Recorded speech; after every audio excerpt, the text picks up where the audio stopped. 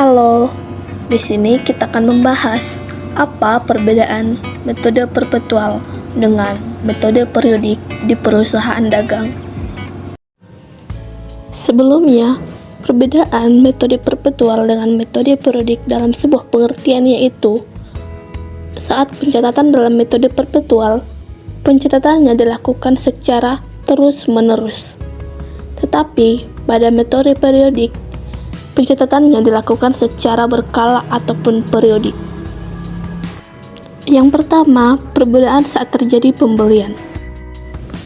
Dalam metode perpetual, saat terjadi pembelian, akun yang dicatat adalah persediaan barang dagang di debit pada kas ataupun utang di kredit.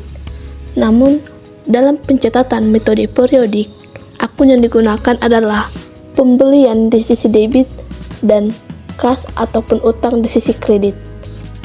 Selanjutnya, perbedaan saat terjadi retur pembelian. Dalam metode perpetual, akun yang digunakan saat terjadi retur pembelian yaitu kas ataupun utang di sisi debit dan persediaan barang dagang di sisi kredit. Namun, dalam metode periodik, akun yang digunakan adalah kas ataupun utang pada sisi debit dan retur pembelian pada sisi kredit.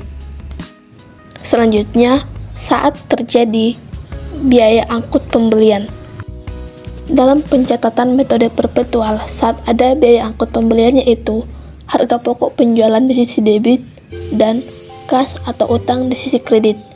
Namun, pada metode periodik, akun yang digunakan adalah biaya angkut pembelian di sisi debit dan kas atau utang di sisi kredit. Selanjutnya, pencatatan yang dilakukan saat terjadi penjualan adalah pada metode perpetual, akun yang digunakan adalah kas atau piutang di sisi debit dan penjualan di sisi kredit. Selanjutnya, harga pokok penjualan di sisi debit dan persediaan barang dagang di sisi kredit. Namun, pada metode periodik, akun yang digunakan adalah kas atau piutang di sisi debit dan penjualan di sisi kredit. Selanjutnya, pencatatan yang dilakukan saat terjadi potongan penjualan adalah pencatatan pada metode perpetual dengan metode periodik sama, yaitu kas dan potongan penjualan di sisi debit dan piutang dagang di sisi kredit.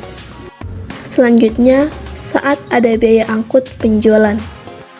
Dalam pencatatan ini, akun yang digunakan dalam metode perpetual dengan metode periodik adalah sama, yaitu biaya angkut penjualan di sisi debit dan kas atau utang dagang di sisi kredit.